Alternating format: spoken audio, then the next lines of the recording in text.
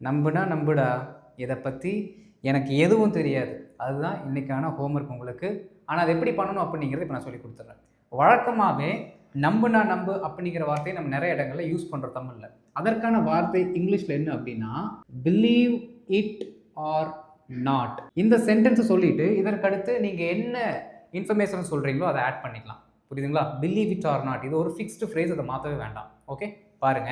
நம்புனா நம்பு, இதுதான் நடந்துச்சு. டேய் நீ நம்புனா நம்பு, நம்பாட்டி போ. நம்புனாலும் நம்பாட்டியும். இந்த மாரி எது வந்தாலும் இதுதான் ஃப்ரேஸ். சரிங்களா? நம்புனா நம்பு, இதுதான் நடந்தது. இது எப்படி சொல்லலாம்?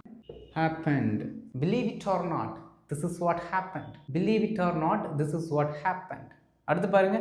நம்புனா நம்பு 10 நிமிஷத்துல வேலையை முடிச்சான். 10 மினிட்ஸ்ல. இது எப்படி சொல்லலாம் நண்பர்களே? minutes. Believe it or not, he completed the task in 10 minutes. Believe it or not, he completed the task in 10 minutes. நல்லா கவனிக்கணுங்க. இந்த பர்டிகுலர் ஃப்ரேஸுக்கு அடுத்து நீங்கள் ப்ரெசன்ட், பாஸ்ட், ஃபியூச்சர் என்ன டென்ஸ் வேணாலும் யூஸ் பண்ணிக்கலாம், மீனிங் வந்துடும். சரிங்களா?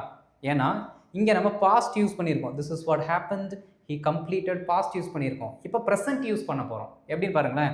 நம்புனா நம்புடா, எங்கள் பாட்டி மொபைல் ஃபோன் யூஸ் பண்ணுறாங்க. அப்போ அவங்க வழக்கமாகவே மொபைல் ஃபோன் யூஸ் பண்ணுறாங்க அப்படிங்கிறத நம்ம சொல்கிறோம். இதை சொல்கிறதுக்கு நம்ம சிம்பிள் ப்ரெசன்ட் யூஸ் பண்ணால் போதும். பாருங்கள். Believe it or not, my grandma uses mobile phone. Believe it or not, my grandma uses mobile phone. இவ்வளோதான் நண்பர்களே கான்செப்ட். இப்போது இந்த ஹோம்ஒர்க்கை பண்ணுறதுக்கான டாபிக் உங்களுக்கு புரிஞ்சிருக்குன்னு நினைக்கிறேன். காமெண்ட்டில் போட்டுருங்க.